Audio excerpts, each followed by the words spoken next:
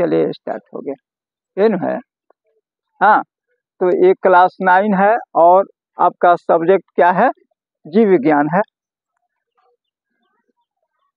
जीव, और इसमें जो चैप्टर है उसका नाम है कौन सी? कोशिका यानी सेल्स। अंग्रेजी में इसको क्या कहते हैं? सेल्स कहते हैं। और कोशिका जो है, तो आप इस बात को पहले समझ लीजिए तब लिखिएगा, ठीक ना? पहले समझिए, लिखो मत, पहले बात समझ लो। कोशिका मतलब जीवन की एक सबसे छोटी इकाई है। आप लोग जानते हैं कि पदार्थ की सबसे छोटी इकाई को क्या कहते हैं? परमाणु। पदार्थ की सबसे छोटी इकाई को हम कहते हैं परमाणु। समय की सबसे छोटी इकाई को क्या कहते हैं? बताएगा कोई? समय की सबसे छोटी इकाई क्या है?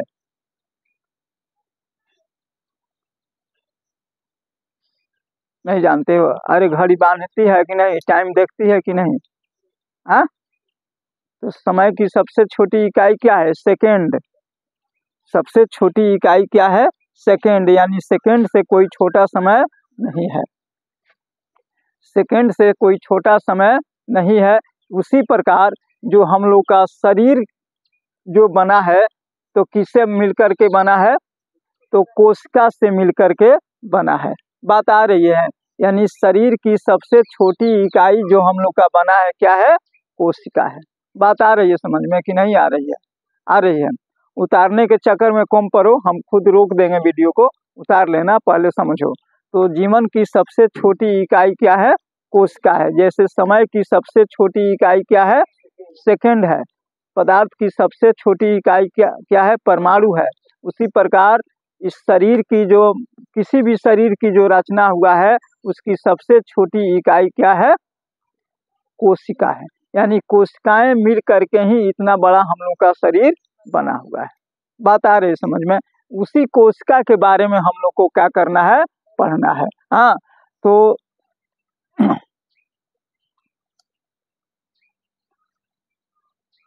इसमें लिखना क्या है? इसमें देखो, समझा दे रहे हैं। और प्रत्येक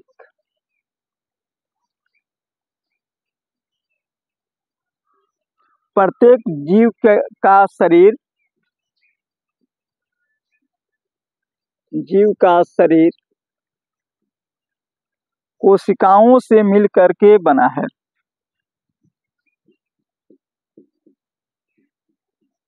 कोशिकाओं से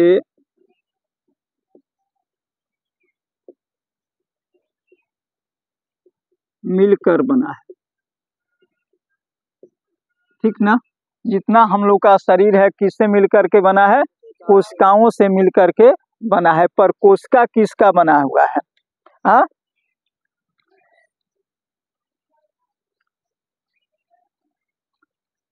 इसलिए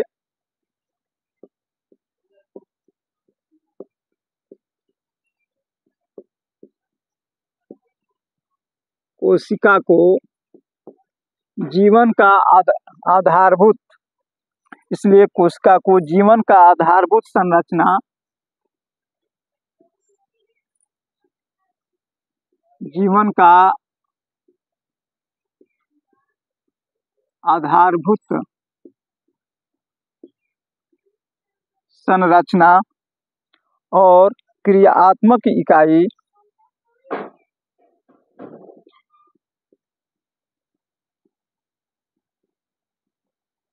क्रियात्मक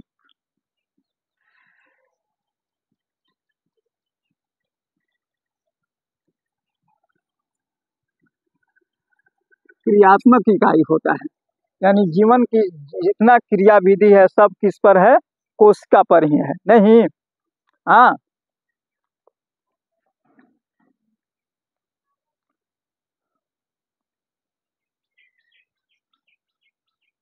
इसको अंग्रेजी में याद कर लीजिएगा,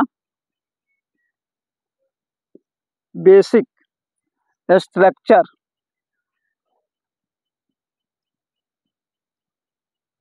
structural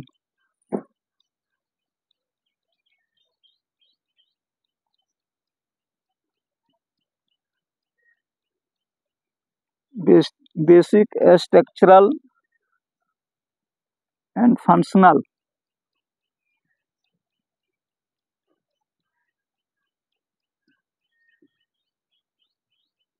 basic structural and functional unit of life.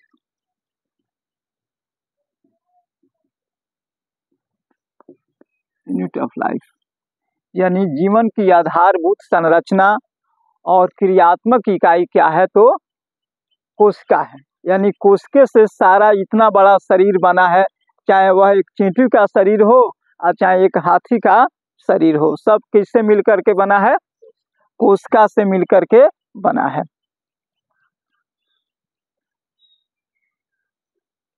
चाहे इतना बड़ा पेड़ पौधा है, हाँ देख रहे हैं, छोटा से छोटा पेड़ पौधा है, बड़ा से बड़ा पेड़ पौधा है, लेकिन सब किससे मिलकर के बना है, कोशिकाओं से ही मिलकर के बना है।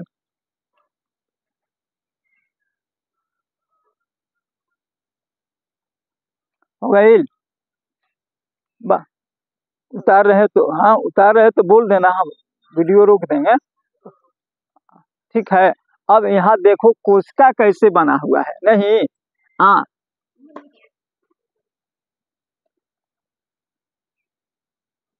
कोशिका को देखो, कोशिका जीव द्रव से बनी एक रचना है। कोशिका जीव द्रव, जीव द्रव इसको प्रोटोप्लाज्म कहा जाता है, ठीक ना। जीव द्रव को अंग्रेजी में क्या कहता है, कहा जाता है प्रोटोप्लाज्म। याद रखना ज्यादा करके यही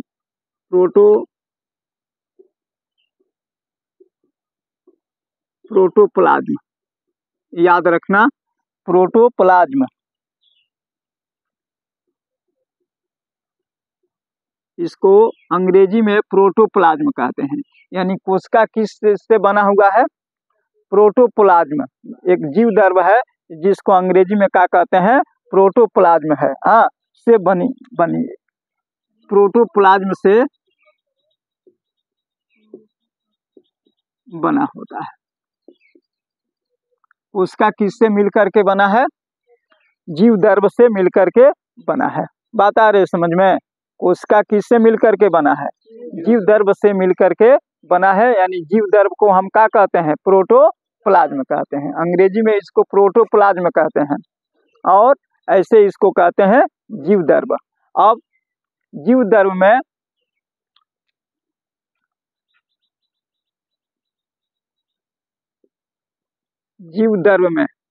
यानी प्रोटोप्लाज्म में, जीव द्रव मतलब प्रोटोप्लाज्म में क्या क्या होता है, इसी को आज समझ लोगे तुम्हारा क्लियर हो जाएगा।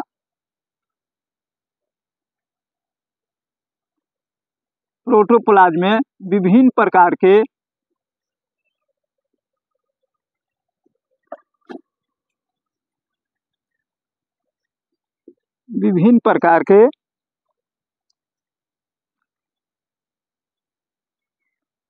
प्रकार के रासायनिक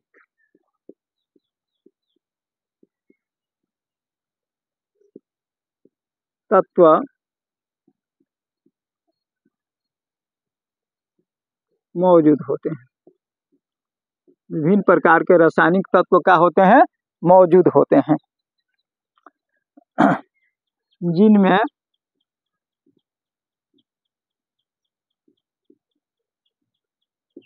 कुछ अकार्बनिक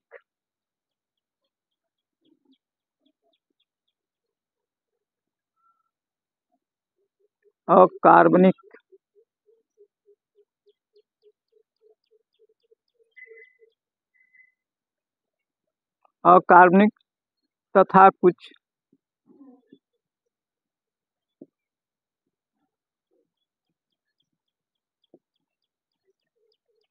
कार्बनिक होते हैं।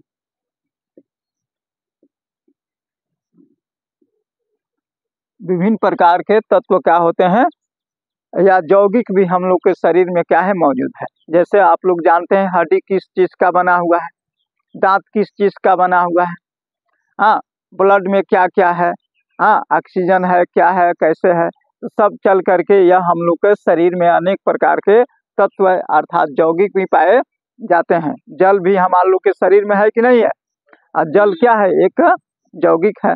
जल क्या है, एक यौगिक है। तो आप यहाँ पर देखिए अकार्बनिक तत्व कौन कौन है।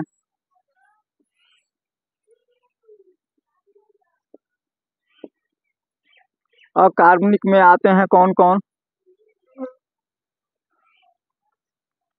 जल एवं लवण, याद कर जाओ एकदम, जल एवं लवण। लवण, जल और लवण अकार्बनिक में आते हैं, ठीक है। और कार्बनिक में कौन कौन आते हैं,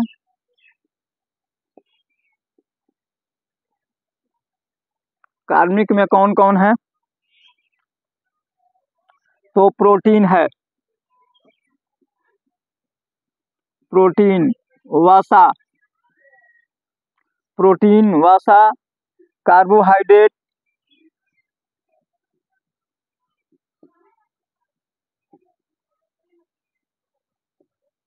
कार्बोहाइड्रेट,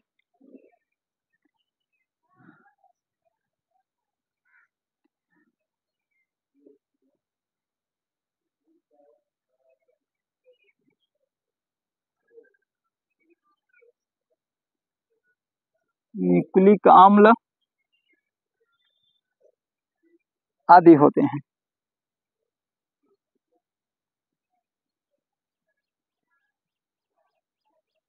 याद समझ लो ठीक से, जो जीव द्रव्य बना है उसमें अनेक रासायनिक तत्व होते हैं, जिनमें कुछ क्या होते हैं, कार्बनिक होते हैं और कुछ अकार्बनिक होते हैं। पहले उतारिए लो तब समझाते हैं तुम लोग को।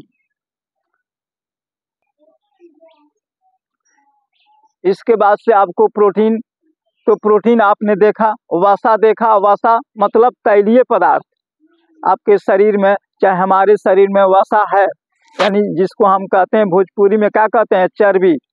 भोजपुरी में क्या कहते हैं, चर्बी। यानी हम लोग के शरीर में यह कैसा है, तो चर्बी क्या है, एक यानी वसा क्या है, यह आपका चर्बी है, यानी तेल है।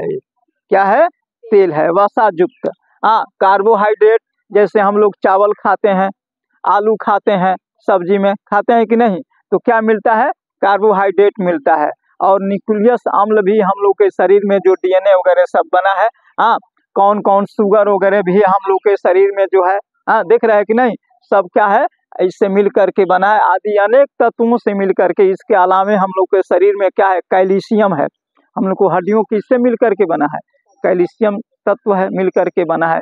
यह सुषुम्ना नाड़ी, यानी जिसको रीढ़ कहते हैं, दिमाग, सेकंड ब्रेन के नाम से जो माना जाता है, कौन चीज, इस रीढ़ को सेकंड ब्रेन में कहा जाता है।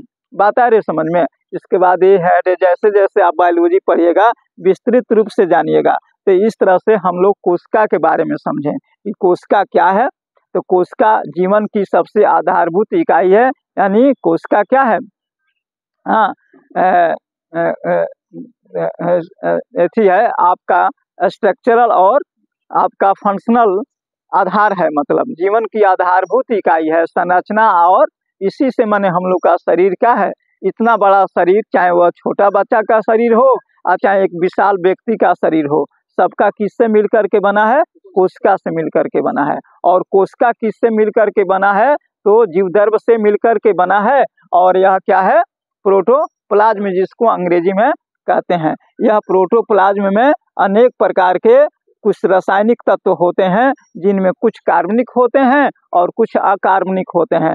अकार्बनिक में जल और लवण आते हैं, और कार्बनिक में आपका प्रोटीन आता है, वसा आता है, कार्बोहाइड्रेट आता है, न्यूक्लिक अम्ल आता है, इत्यादि। इसके अलावा भी बहुत है, जैसे जैसे विज्ञान बढ़ेगा अनेक प्रकार के सर्च होगा नहीं, और उसमें शरीर की संरचना पाया जाता है। तो इस तरह से हमारी बात को आप क्या हो रहा है, समझ रहे हैं कि नहीं समझ रहे हैं, बोलिए जल्दी से, समझ रहे हैं, कौन कौन समझ गया, क्लियर, समझ में आ गया है, आगे बोल सकते हो, हाँ। तो चलो आगे देखो,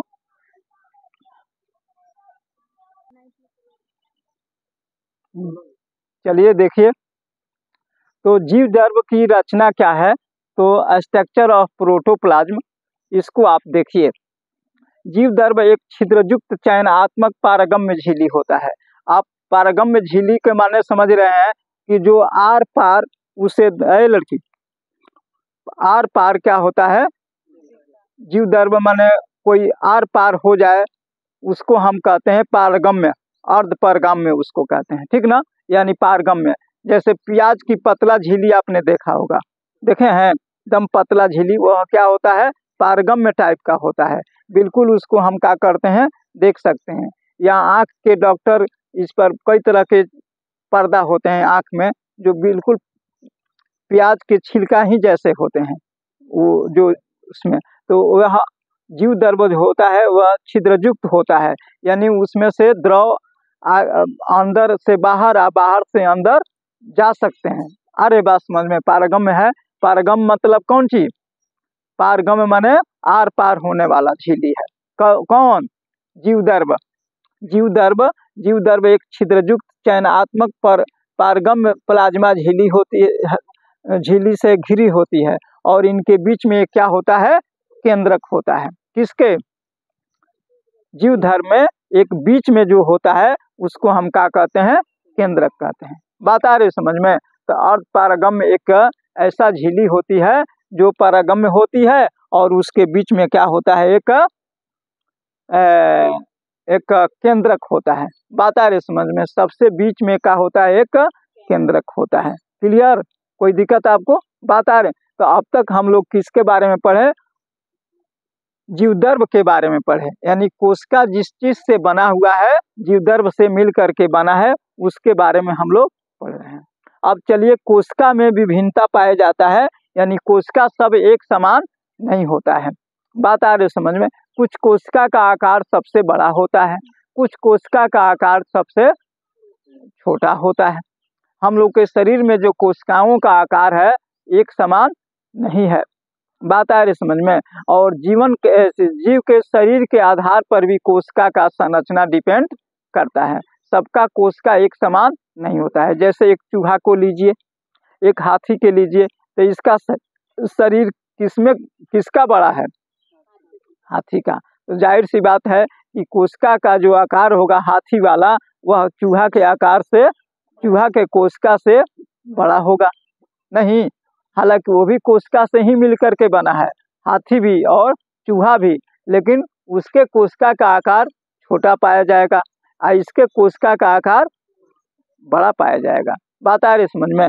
तो कोशिकाओं में विविधता है, आप इसको मिटा दें इसको। बात आ रही समझ में।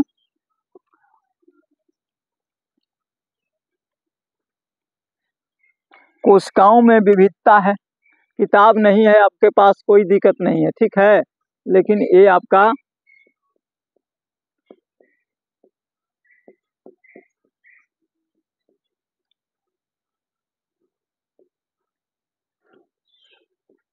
विविधता का मतलब अंतर कई प्रकार के हैं। हाँ,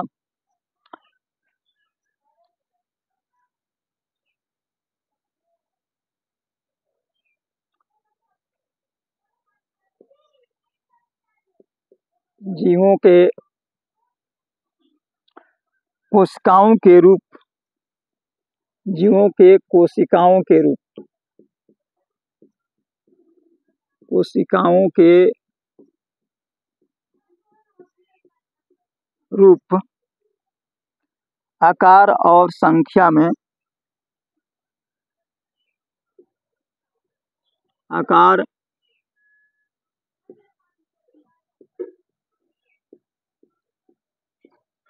और संख्या में विविधता पाया जाता है।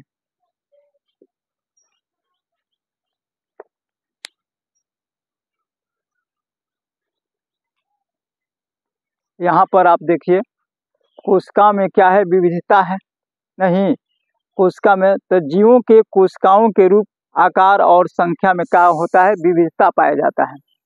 जैसे आकार माने छोटा है बड़ा है, साइज, हाँ, यानी आकार छोटा है बड़ा है, संख्या कम है ज़्यादा है।